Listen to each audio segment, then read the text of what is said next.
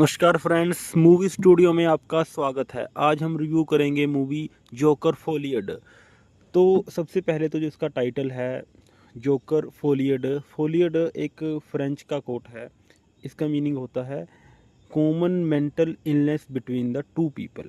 जी हाँ, अब हम इसे सारांश में जोकर 2 के नाम से आगे प्रोनाउंस करेंगे रिव्यू में।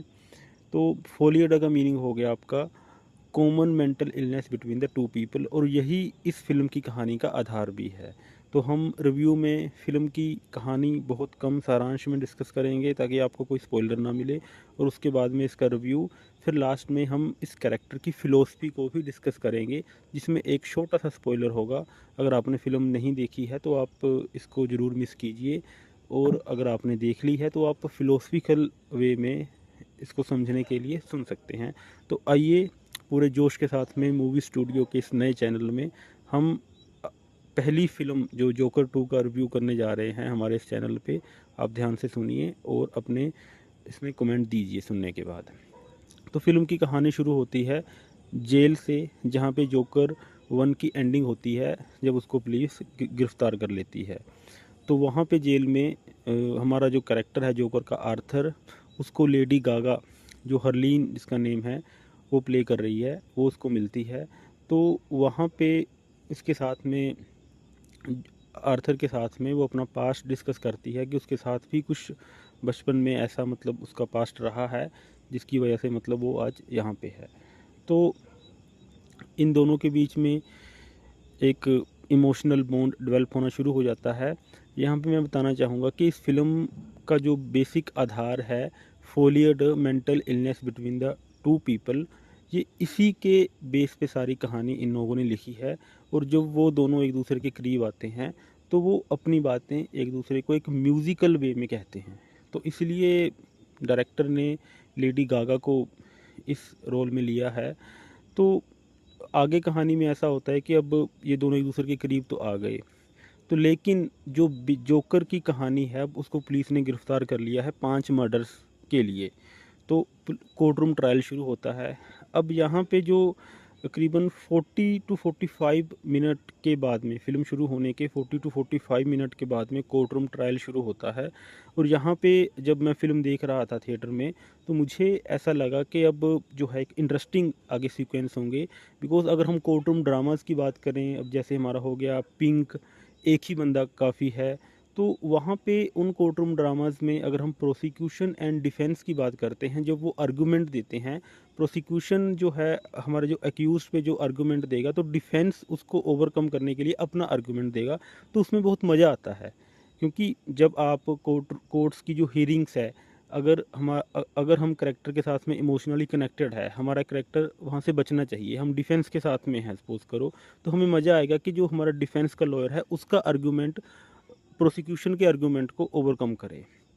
तो इन्हीं उम्मीदों के साथ में मैं थिएटर में बैठा इस फिल्म को देख रहा था कि आगे अब कोर्ट रूम ड्रामा है। आप कोई भी कोर्ट रूम ड्रामा ले लीजिए, तो आपको एक उसमें जो आर्गूमेंट में आपका एक पूरी एक्सपेक्टेशन होगी कि आपको मज़ा उसमें आएगा। लेकिन यहाँ पे ऐसा बिल्कुल नहीं होता है। आप एक दो आर्गूमेंट है जो हमें मतलब डिफेंस के अच्छे लगते हैं, जो आर्थर की लॉयर होती है, लेकिन उसके बाद में फ़िल्म कहीं और ही चली जाती है। अब ज़्यादा आपको इसमें नहीं बताऊंगा कि आगे क्या होता है, वरना मतलब आपको फ़िल्म देखने का कोई मज़ा नहीं आएगा।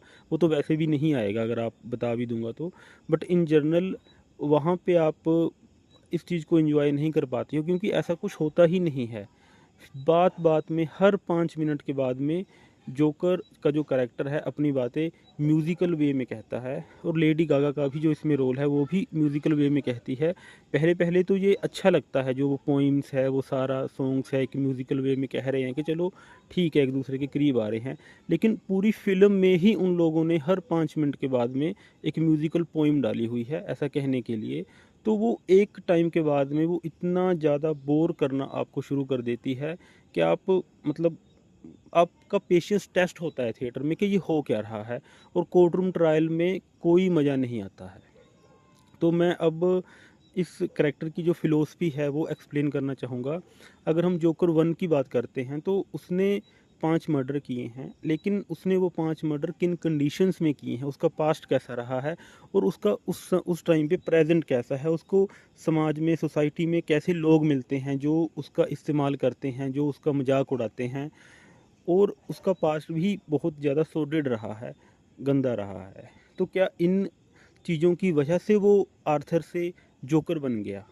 आपको ये जानने की एक इच्छा होती है, क्योंकि अगर हम सीक्वल देख रहे हैं किसी फ़िल्म का, तो जब कहानी आगे बढ़ रही है, जोकर बेसिकली फ़िल्म जोकर के जो करैक्टर की फ़िलॉसफ़ी है उसके लिए जानी जाती है।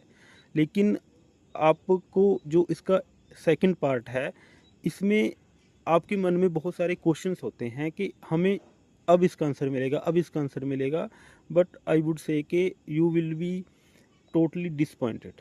अगर हम इस फ़िल्म की कलेक्शंस की बात करें, आज इसको रिलीज़ हुए 4 से 5 दिन हो चुके हैं, तो इसने मुश्किल से जितना इसका बजट है 150 से 200 मिलियन, उसका 25% भी नहीं कमाया है। तो अब वहीं से लगा लीजिए कि ये फ़िल्म कितनी बड़ी डिज़ास्टर है।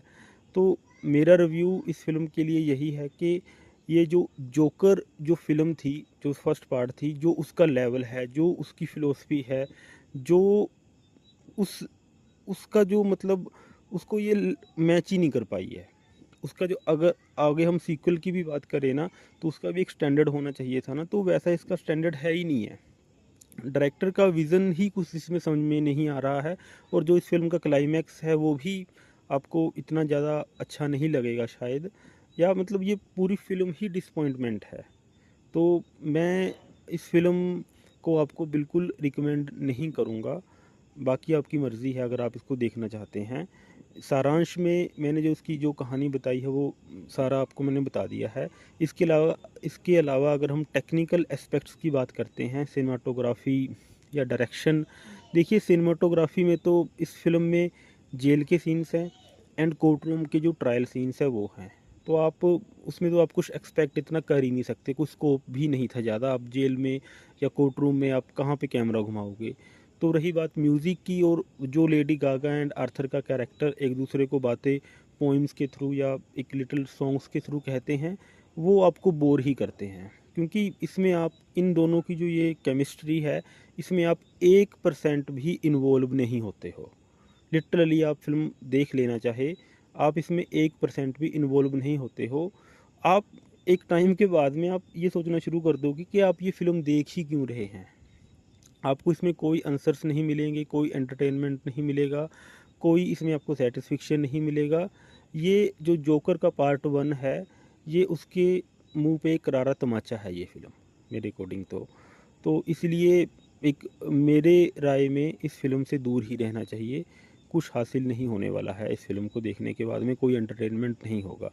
तो ये था एक मेरा रिव्यू जोकर के लिए, जोकर 2 के लिए सॉरी। जोकर 1 एक शानदार फ़िल्म है।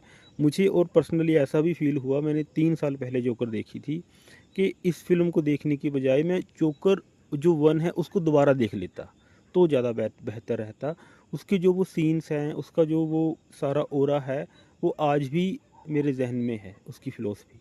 लेकिन जोकर फ़ोलिए डी ने आपको पूरी तरह से निराश किया है, पूरे दर्शकों को। तभी ये फ़िल्म बॉक्स ऑफिस पे चल भी नहीं रही है। Thank you for watching my review. Please subscribe, comment and share.